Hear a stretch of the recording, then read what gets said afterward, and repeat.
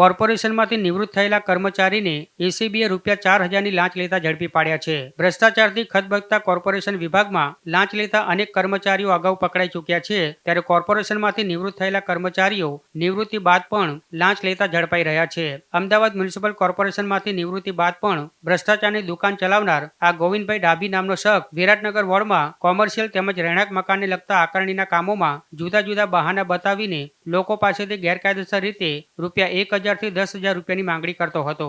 આથી સ્થાનિક લોકોએ આ અંગે એસીબીમાં ફરિયાદ કરી હતી, ત્યારે આખરે એસીબીએ વિરાટનગરમાં વોર્ડના પ્રોપર્ટી ટેક્સની આકારણી સરળતાથી ભરપાઈ થઈ જાય તે માટે સારું ₹4,000ની લાંચ લેવા અંગેની હેતુલક્ષી વાતચીત કરનાર કોર્પોરેશનના નિવૃત્ત કર્મચારી ગોવિંદભાઈ ડાભીને વિરાટનગર અંબિકા સોસાયટીમાં લાંચની રકમ લેવા આવતા એસીબીએ રંગે હાથ ઝડપી લીધો છે। ત્યારે પોલીસે નિવૃત્ત થયેલા કર્મચારીની ધરપકડ કરી આગળની કાર્યવાહી હાથ ધરી છે।